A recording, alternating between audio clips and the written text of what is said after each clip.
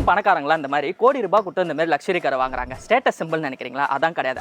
எப்படி அந்த கார் வாங்குறது ஸ்டேட்டஸ் சிம்பிள் கார்டு தான். பொதுவாக அந்த லக்ஸரி கார்டு செக்மெண்ட்டே பார்த்தீங்க அப்படின்னா அவங்களோட ப்ரெஸ்டீஜை வெளியே காணிக்கிறதுக்கு, அந்தஸ்தை வெளியே காணிக்கிறது அந்த கார் பிராண்ட் கிட்டத்தட்ட பார்த்தீங்க அப்படின்னா அப்படி தான் அவங்க ஃபோக்கஸ் பண்ணி லான்ச் பண்ணுறாங்க. அதில் அவன் சொல்கிற மாதிரி ஒரு சில டேக்ஸ் பெனிஃபிட்லாம் இருக்குது, இல்லைன்னு சொல்லவே இல்லை. ஆனால் அது வந்து ஸ்டேட்டஸ் சிம்பிள் மட்டும்தான், வேறு மற்றபடி வேறு எதுவும் கிடையாது.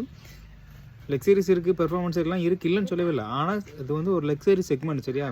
பணக்காரங்க வந்து அவங்களோட பிராண்ட் வேல்யூ, அவங்களோட அந்தஸ்து வந்து காணிக்கிறக்காண்ட அந்த பிராண்டு எல்லாமே அது வந்து நம்ம பார்த்திங்க அப்படின்னா எல்லாமே சொல்கிற மாதிரி அந்த டேக்ஸ் கம்மி பண்ணுறதுக்கு போக அதில் இந்த காரில் எதுவுமே கிடையாது, இதுக்கு மட்டும்தான் அந்த கார் செக்மெண்ட் இருக்குது அப்படின்னு எதுவுமே கிடையாது. இந்த செக்மெண்ட்டில் எல்லாமே இருக்குது. பெர்ஃபார்மன்ஸ் இருக்கும், அதுக்கப்புறம் பில்டு குவாலிட்டி இருக்கும், சேஃப்டி இருக்கும், ஒரு ப்ரீமியம் எக்ஸ்பீரியன்ஸ் எல்லாமே அதில் இருக்கும். அது ஒரு ஸ்டேட்டஸ் சிம்பிள் மட்டும்தான், வேறு எதுவுமே நீங்கள் சொல்கிற மாதிரி அந்த பணத்துக்கு அந்த டேக்ஸ் பெனிஃபிட்கான அந்த செக்மெண்ட் எடுக்கணும்னு சொல்லவே முடியாது.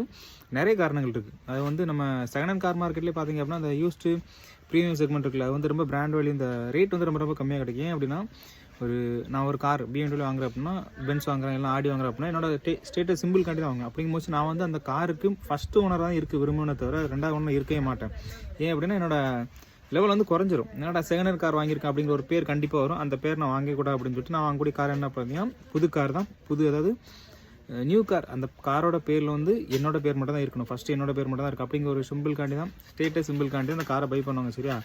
இப்போ நீங்கள் எல்லாத்துக்குமே தெரிஞ்சிருக்கும், செகண்ட் ஹேண்ட் கார் மார்க்கெட்டில் பார்த்திங்க அப்படின்னா ஆடி BMW கார் எல்லாமே கிட்டத்தட்ட 50% வந்து ப்ரைஸ் வந்து ரொம்ப ரொம்ப கம்மியாக இருக்காது. காரணமே இதுதான்.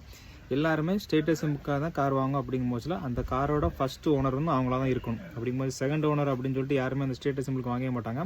இப்போ நான் வந்து BMW கார் எடுக்க ஆசைப்பட்றேன், எனக்கு வந்து அவ்வளோ பட்ஜெட் போட முடியாது, செகண்ட் கார் வாங்குறேன் அப்படின்னா என்ன மாதிரிப்பட்ட ஆட்கள் காருக்கு மேலே அதிகமாக ஆர்வம் உள்ளது, இப்போ இந்த கார் எனக்கு வேணும்னு சொல்லிட்டு ரொம்ப விருப்பப்பட்டவங்கள அப்படி தான் நாங்கள் என்ன பண்ணுவோம் அப்படின்னா செகண்ட் ஹேண்ட் கார் மார்க்கெட்டில் இந்த மாதிரி கார்களை வந்து ரொம்ப ப்ரைஸ் வந்து கம்மியாக கிடைக்கும், நாங்கள் வாங்குவோம். வேறு மற்றபடி இந்த செக்மெண்ட்டு ப்ரீமியம் செக்மெண்ட் மட்டும்தான்.